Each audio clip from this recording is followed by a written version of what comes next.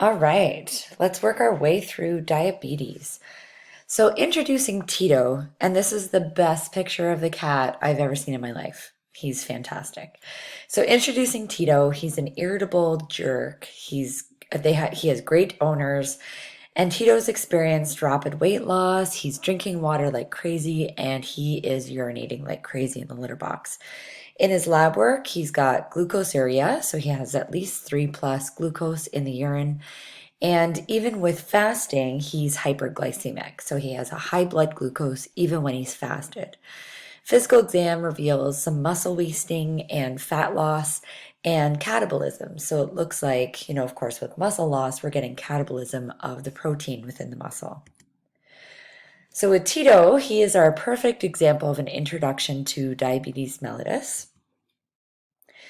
So looking at diabetes mellitus, it is essentially a lack of insulin. So we've got type 1 diabetes mellitus, which I'll just call diabetes from here on out. Type 1 is insulin dependent, which means that the patient has low or no insulin, so it's an insufficient production. Type 2 is non-insulin dependent, so they might have inadequate or delayed insulin release, which is essentially insulin resistant. And insulin, I'm sure you guys know this already, is produced by the pancreatic beta cells. And the goal of insulin is to move glucose from the blood into the tissues. So overall, when insulin is working within the body, then we get a sort of normal rate of blood glucose. Whereas if we have an animal who does not have insulin or is insulin resistant, then we're actually going to get an increase in glucose in the blood because the tissues are no longer able to use the glucose, so it just hangs out in the blood vessels. Diabetes insipidus is another one that you might hear, and this one is completely different than diabetes mellitus. Diabetes insipidus is a lack of an antidiuretic hormone. So these patients are urinating like crazy, crazy, crazy, and they are completely all wonky with their electrolytes. So just to identify that diabetes insipidus does exist, but we're not going to talk about it. Not today. Okay, so if an animal is type 1 diabetic, then they will require insulin therapy. So insulin doesn't mimic the body's normal production of insulin in response to elevated blood glucose. Instead, we have to administer insulin at a scheduled and regulated timeline. So with this, when a patient is on insulin, it's so important that we control their intake of food and we control the timing and we essentially control everything as much as possible. So we're going to give them the same food, the same amount, the same time every single day. And that helps to give us their overall glycemic index and same exercise level, same energy expenditure every single day. And that gives us an idea of their caloric expenditure. And the goal here is to essentially match the amount of insulin that's necessary to maintain their blood glucose at a normal level within their normal framework of activity. So the treatment of type 1 diabetes mellitus is exogenous insulin. So it's injectable only for dogs and cats. It binds to the cells and it stimulates glucose uptake. It promotes storage of glucose in the liver and it promotes storage of glucose as fat. The classification of different types of insulin is based on their activity or duration of onset, as well as the derived origin. So for the duration of activity, we have short or rapid or intermediate or premixed, and then we have long-acting insulins. And we have to be very aware of this because we don't want to give a short-acting insulin if the dose is for a long-acting insulin, or likewise, we don't want to give long-acting if we were dosing it for short-acting. And then we also start to classify these meds based on where they're from. So if they are from pork beta cells, if they're from bovine beta cells, or if they're genetically engineered human type cells. So for our short-acting insulin, the one that we're talking about most often is Humulin S, and it's regular, also known as regular crystalline insulin. For this one, we can give it IM, IV, or sub-Q, and it's typically used for initial stabilization only and not for long-term use in the patient. If we give it intravenously, it has a 1 to 4 hour duration of effect. If we give it intramuscularly, it's 3 to 8 hours of effect, and sub-Q, it's 4 to 10 hours of effect. So we're looking at the patient who is hospitalized for diabetic ketoacidosis, or if they're having an emergency diabetes incident, so some sort of crisis involving increased blood glucose. Just a side note, if you are giving it intramuscularly, as far as I know, as long as things haven't changed, they do recommend giving this one in the tricep muscle because it's the muscle with the least amount of fat. And essentially, it's a very, very thin muscle. So, of course, if we give it into that muscle, it's going to have an easier time getting into blood circulation.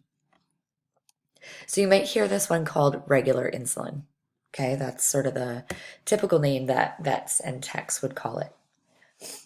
Then we have some intermediate acting insulin. We have NPH, which the brand name is Humulin 1, and it's common for stabilizing dogs long term. Porcine, so it's from the pig, of course, and it's porcine derived zinc solution, so it's a combination of the two, and it has a 4 to 12 hour duration of effect. And then we have Lenti, which is most commonly the one that we're using for stabilizing dogs long term.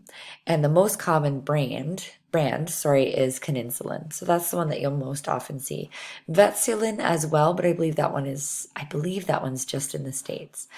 So the Lenti type is the most common type for stabilizing dogs long term, and it's a porcine-derived beta cells in a zinc solution. It has an 8 to 14 hour effect in cats and 10 to 24 hours in dogs. Typically, and again, every case is a little bit different, but quite often we're giving this BID to dogs until we can wean them down to SID. In some cases, we can wean them down to SID. And then we have longer acting insulin. So we have Detamir, which is also known as the brand name Levemir, and it's a recombinant DNA human origin insulin. So it's one that was created to mimic the beta cells of humans. It's very potent in dogs, and it's often used in dogs where NPH and Lenti do not have an effect. And I'll touch on this again, but that is the reality of diabetes. Diabetes is a very difficult road to go down with your pet. Some dogs, some cats adapt very quickly, very easily to certain types of insulin. Others do not. And others in that case, they might go through a whole bunch of different types. They might try insulin, back and forth, and then you end up trying these longer acting insulins. So insulin is a long road quite often, especially in that first year after the diabetes is identified. And then glargine is also known as Lantus. So this one is also a recombinant DNA human origin insulin. So it is a lab created insulin that mimics the beta cells of humans. And Lantus is the one most commonly used in cats. It is a potential option for dogs as well. So again, if the other ones are not working for the dogs, then there's potential that they might bump it up to Lantus. Important to note, it has a 12 to 24 hour effect in cats. So most often we're giving BID treatments, and a 12 to 20 hour in dogs. And then lastly is Prozinc. So Prozinc is a recombinant human DNA origin insulin as well. And it's approved and recommended for cats, and it has an 8 to 24 hour effect in cats. And Prozinc, as far as I recall, Prozinc is the one that there are a lot of studies coming out about Prozinc now. So there are a lot more studies coming out about this drug, and it's a newer one compared to the others that have been around forever and ever. And there have been a lot of successes with Prozinc, especially with, I believe a lot of clients, not all, but a lot of clients can end up being on an every 24-hour dose with Prozinc in cats. So that's something that can sometimes be looked at depending on the cat, depending on how well their diabetes gets regulated. But Prozinc might be an option for extending that insulin administration. So the duration of insulin is based on the rates of absorption, and that is based on the solubility of insulin crystals. So if we look here at a microscopic look at insulin, you can see that insulin is made up of many, many, many different types of crystals, and all of them are going to have different sizes. And the size is going to dictate how long they'll take to get absorbed. So we've got the long-term insulin, or sorry, the longer duration of acting insulin is essentially going to have a larger crystal that takes a longer time to dissolve into circulation compared to a fast-acting insulin. Looking at, of course, with the crystals, the ratios of insulin, zinc, and protamine. Zinc is an essential element for cellular processing of insulin, so that's why it's quite often in the mix for our insulins that are common to dogs and cats. And protamine is a fish protein which delays insulin absorption. So the ratio of these three ingredients of the insulin crystals, the zinc, and the protamine are going to give us an idea of how long that medication is going to last in the system.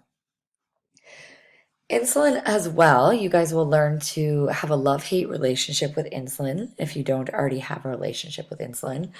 Insulin is very delicate and it requires very specific care techniques.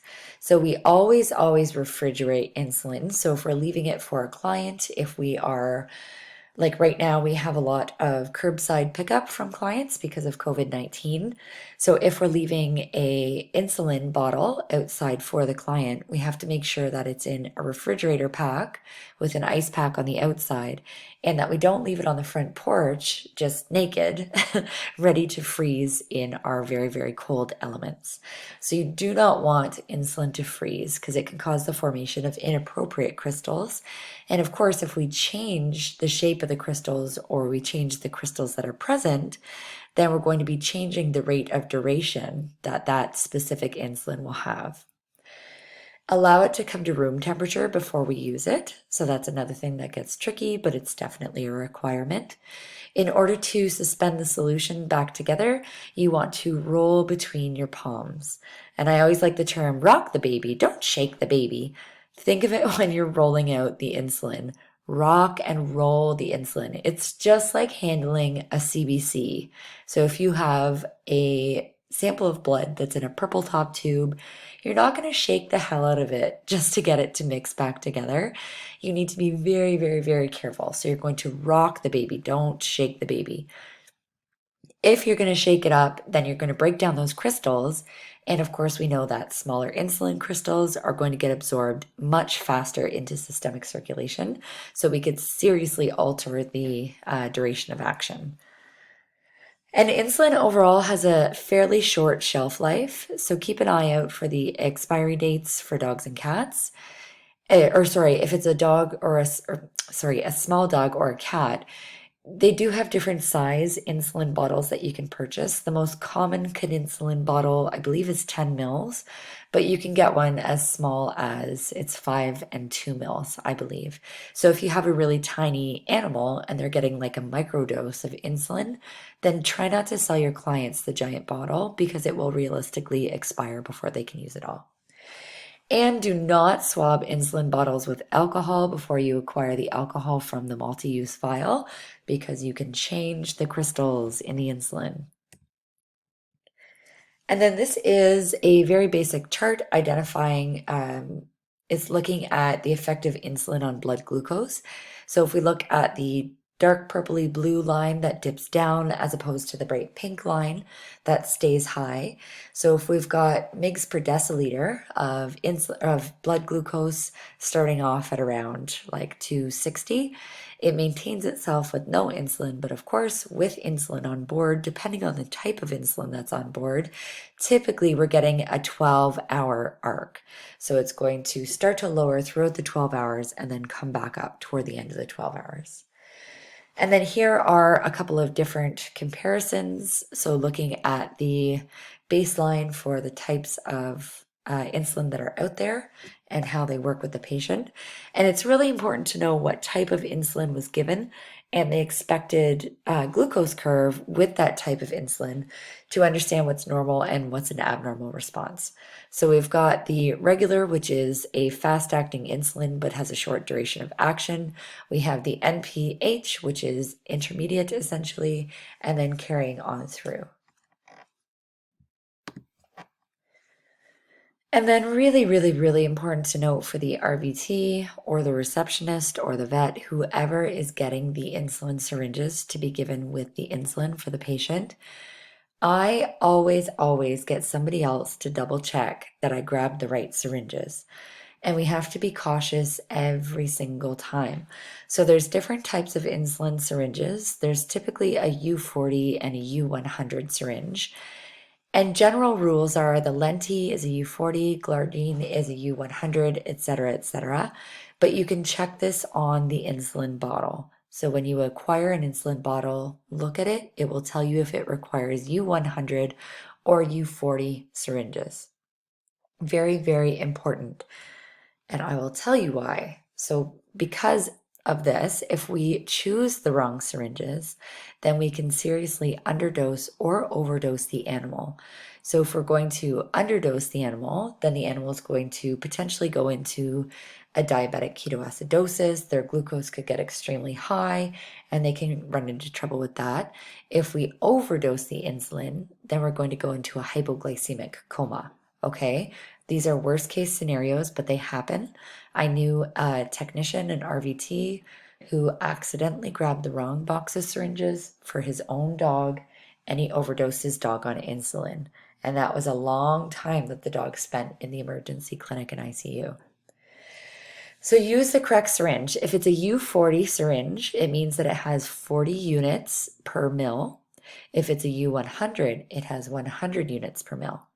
So if a patient is supposed to get 10 units of the U100 insulin with a U100 syringe, then doing the math, that is 0.1 mil of insulin that patient's going to get. If the owner gives 10 units of the U100 insulin with a U40 syringe, then they're actually going to get 0.25 mils. So you can see that it's 2.5 times the overdose, so the ideal amount. So essentially, if we're giving it with the wrong syringe, we could potentially be giving 2.5 times the amount, or cutting it in 2.5, right? Underdosing on the other way. So it's really scary. It's just something to be super, super aware of. Always get somebody to double check. There is no harm in asking. No harm at all. All right, timing and location. And I'm just going to go back to this. Just a heads up, if you're in my class and you're reading this, then get to know how to convert these, okay? Be comfortable with that. Timing and location, insulin therapy is a big conversation to have with owners because we need commitment for them to be compliant right away. Insulin doses are timed to have their maximal effect near the time of blood glucose elevation. So typically it's right after a meal. When an animal eats, that's when their blood glucose spikes. So pretty much almost always we give the food first and then we administer the insulin. And almost never do we give without food. The reason for that, we want to give the food first to ensure that the animal had food. Okay, if we give the food after the insulin and they choose not to eat that day, then that's a big problem because we know that we're relying on that increase in blood glucose from their meal to spike the glucose, and then we've given enough insulin to push that glucose back down. And we don't want to ever give it without food, generally, because, of course, if we're going to give insulin, that dose is based on the spike in glucose after a meal. So if we don't give them a meal, we're going to send them into serious hypoglycemic events. Overall, we need consistent perfusion and the owner's ability when deciding on the administration location. So generally the easiest, of course, is the scruff, but it's less reliable. Okay, so it's easier for the owner, but it's less reliable. Okay, varying animals or animals will have a varying amount of fat within that area, varying amounts of skin, of hydration, versus if we give it over the lumbar area, sub-Q. When we're sending it home with a client, we're going to avoid giving it into the muscle because, of course, that will increase the speed of absorption. And we're going to try to avoid giving it in the fat, which I'll give you a heads up. A lot of diabetic patients are fat to start with, and then, of course, become thinner, unfortunately. And then as much as possible, because we're giving this injection twice a day for life, we want to, as much as possible, rotate sites. So look at different areas within the body or on the body that we can give the insulin sub-Q. And always remember that insulin syringes are one-time use only. They are a tiny, tiny, tiny 27 to 29 gauge needle. And each time you use it, it's dulling the needle more and more.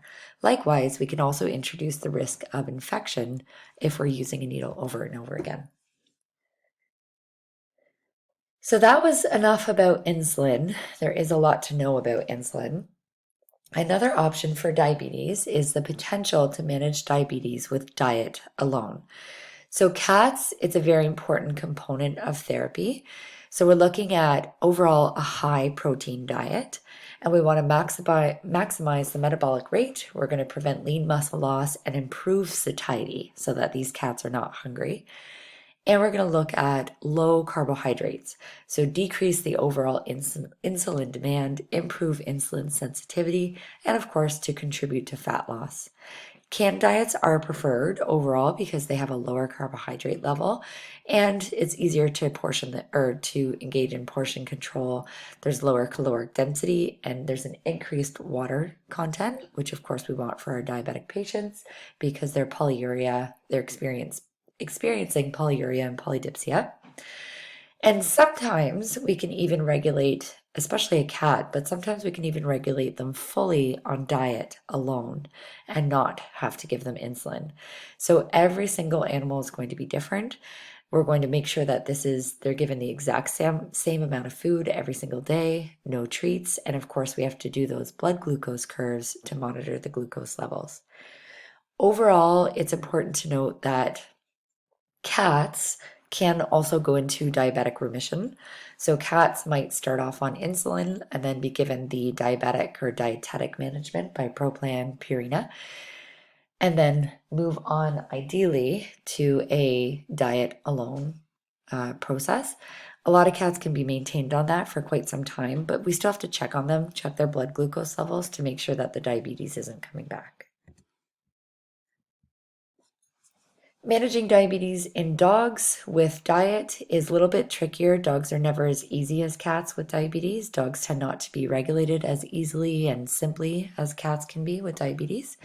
So dogs, we're looking at food that's high in complex carbohydrates, high in fiber, low in fat, and fibers overall slow the glucose absorption from the gastrointestinal system, and they reduce that postprandial fluctuation. So they reduce that spike in blood glucose after the animal eats. Simple sugars lead to quick glucose absorption before insulin is onset or insulin comes on.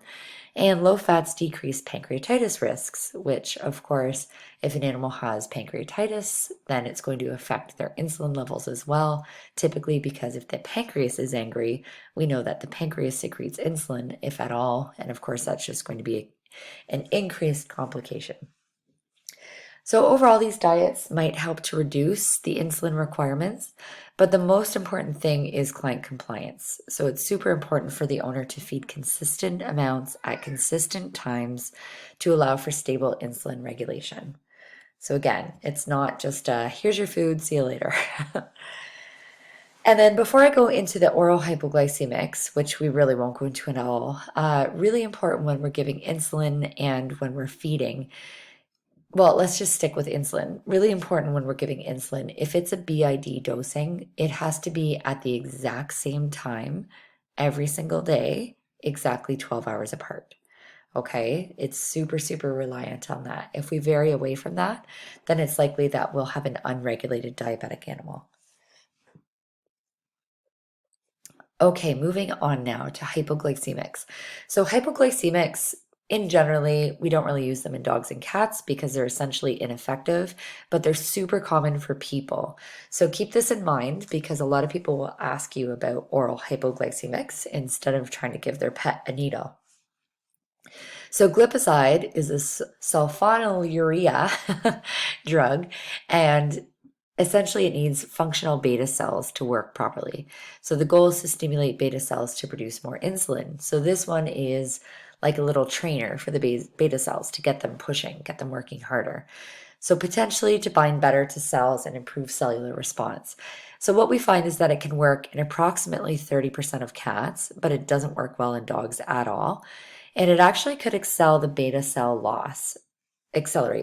loss. So overall, we don't use these drugs. They're not recommended for long-term control in dogs or cats, but your clients will very likely ask for them. Okay, caution, adverse effects of insulin. So we know that insulin, of course, is going to essentially lower the blood glucose because it's going to allow the tissues to use the glucose that's in the blood vessels. So overdose, of course, is going to cause serious hypoglycemia. And signs of hypoglycemia include a quiet, lethargic, dull, or depressed animal, an ataxic or weak animal, or an animal that has simply collapsed, a bradycardic animal, decreased respiratory rate, and then of course we get into seizures, coma, and death. So when in doubt, withhold the insulin. And what I mean by this, a lot of times this is the phone call that we're getting at the clinic. It's, 8 o'clock. My dog was supposed to get the insulin at 7. She ate. That's all done, but I don't know if my husband gave the insulin or not. What should I do? So our recommendation generally is to, if possible, check a blood glucose. That's a great start. But if not, then we're probably going to withhold that insulin because it's less dangerous for the patient to be hyperglycemic, so to have a high blood glucose for a day, than it is to go hypoglycemic and, of course, get really weak and potentially go into a coma. If a owner knows that they gave double the insulin or they overdosed on insulin, if they're aware of it and they call us, one of the first things that we're going to tell them to do is put some corn syrup under the animal's tongue. So get some honey or corn syrup, put it under their tongue, make sure that they can't choke on it, but to help increase the absorption of glucose to help combat against that high dose of insulin. That is it. And the RVT's role with all of this, super important for you guys to know as well. Us as RVTs, we're often coaching clients on how to give insulin to their pets. And that speaks to telling them when to give it, how much to give it, how to dispose of the syringes, etc. And then also training them on how to actually give a sub-Q injection to their cat or dog, knowing that they are way more nervous than you guys were in your very first day of nursing labs. So just keeping that in mind, but the RVTs, they can have a massive impact on client compliance and patient success.